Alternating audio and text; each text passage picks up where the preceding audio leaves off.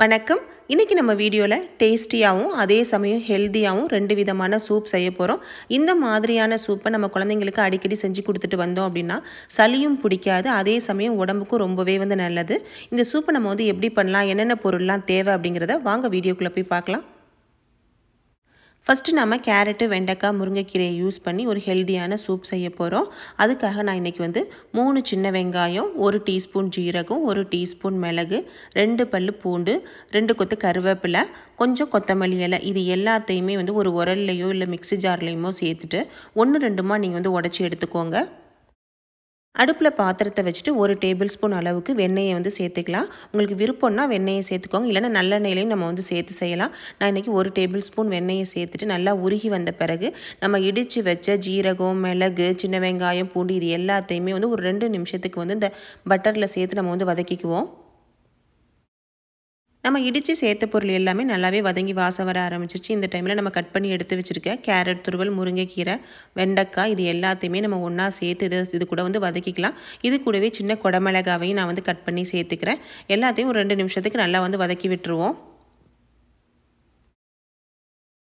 எல்லா பொருளையும் நம்ம சேர்த்தாச்சு. இப்போ உங்களுக்கு தேவைக்கு தகுந்த மாதிரி தண்ணியை சேர்த்துக்கோங்க. நான் இன்றைக்கி 3 கப் அளவுக்கு தண்ணியை சேர்த்துக்கிறேன்.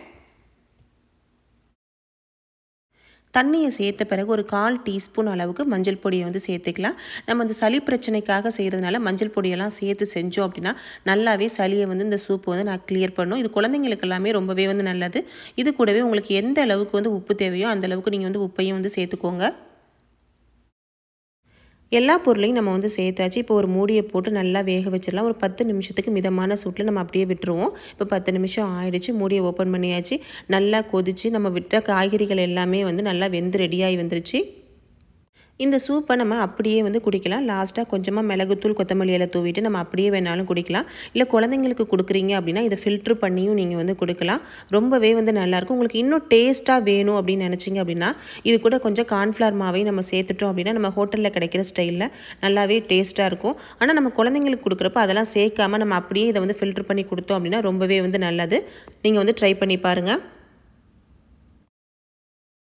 ரெண்டாவது நம்ம பார்க்க போகிறது வெண்டைக்காய் சூப்பு. இந்த வெண்டைக்காய் சூப்பை குழந்தைங்களுக்கு சளி பிடிக்கிற மாதிரி இருந்துச்சு அப்படின்னா நீங்கள் உடனே செஞ்சு கொடுத்தீங்க அப்படின்னா சீக்கிரமே சளி பிரச்சனையிலேருந்து கிளியர் ஆகும். இந்த சூப்பை நம்ம எப்படி பண்ணலான்னு பார்க்கலாம். இந்த வெண்டைக்காய் சூப்பு பண்ணுறதுக்கு நான் இன்றைக்கி 7 வெண்டைக்காவை பொடியாக கட் பண்ணி எடுத்து வச்சுருக்கேன். இது கூடவே 5 சின்ன வெங்காயம், 3 பல்லு பூண்டு, சின்ன பீஸ் இஞ்சி, 1 டீஸ்பூன் ஜீரகம், 1 டீஸ்பூன் மிளகு, 2 டேபிள் ஸ்பூன் அளவுக்கு வரமல்லி, 1 கொத்து துளசியை எடுத்து வச்சுருக்கேன். உங்கள்கிட்ட துளசி இருந்தால் சேர்த்துக்கோங்க, இல்லைனா நம்ம விட்டுலாம். சளி பிரச்சனைக்காக நம்ம துளசியெல்லாம் சேர்த்து செஞ்சோம் அப்படின்னா ரொம்பவே நல்லது. இதெல்லாம் எல்லாத்தையுமே நம்ம ஒரு மிக்ஸி ஜார்லையோ இல்லை உரல்லையோ 1-2மா இடித்து எடுத்துக்கலாம். இது கூடவே இந்த சூப்பில் சேர்க்கறதுக்காக ஒரு பாதி தக்காளியையும் கட் பண்ணி எடுத்து வச்சுருக்கேன். சளி பிரச்சனைக்காக இந்த நீங்கள் சூப்பை செய்கிறீங்க அப்படின்னா நீங்கள் நல்லெண்ணெயை சேர்த்து தாளித்து செஞ்சீங்க அப்படின்னா ரொம்பவே நல்லது. அதுக்காக 1 டீஸ்பூன் அளவுக்கு நல்லெண்ணெயை சேர்த்துக்கிறேன். எண்ணெய் நல்லா காஞ்சி வரட்டும். நல்லா காஞ்சி வந்த பிறகு நம்ம இடித்து வச்சோம் இல்லையா, எல்லா பொருளையும் ஒன்றா சேர்த்துட்டு ஒரு 2 நிமிஷத்துக்கு நம்ம வதக்கிக்கலாம். சூப்பு செய்கிறப்ப நம்ம எல்லா பொருளையும் அதிக நேரம் வதக்கணும்னு அவசியம் இல்லை. ஒரு 2 நிமிஷத்துக்கு நம்ம வதக்கினாலே போதுமானது. இப்போ 2 நிமிஷம் ஜீரகம், பூண்டெல்லாம் வதக்கி எடுத்த பிறகு கூடவே நம்ம கட் பண்ணி வச்சுருந்த வெண்டைக்காவையும் சேர்த்து வதக்கிக்கலாம். இது கூடவே நம்ம பொடியாக கட் பண்ணி வச்சுருக்க தக்காளியும் சேர்த்து நம்ம வதக்கிக்குவோம்.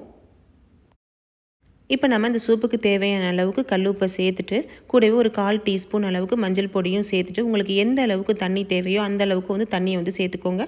நான் இன்றைக்கி ஒரு 3 கப் அளவுக்கு தண்ணியை சேர்த்துக்கிறேன்.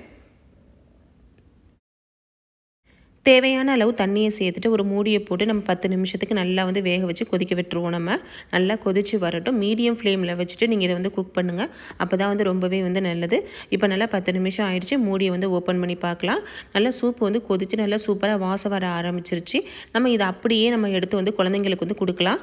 வெண்டைக்காயெல்லாம் சாப்பிடுவாங்க அப்படின்னா அதை அப்படியே நீங்கள் எடுத்து கொடுத்துருங்க. ஒரு வேளை சின்ன பசங்களாக இருந்து சாப்பிட மாட்டாங்க அப்படின்னா நம்ம ஒரு வடிகட்டியில் வடிகட்டிட்டு கூட நம்ம கொடுக்கலாம். ரொம்பவே நல்லது.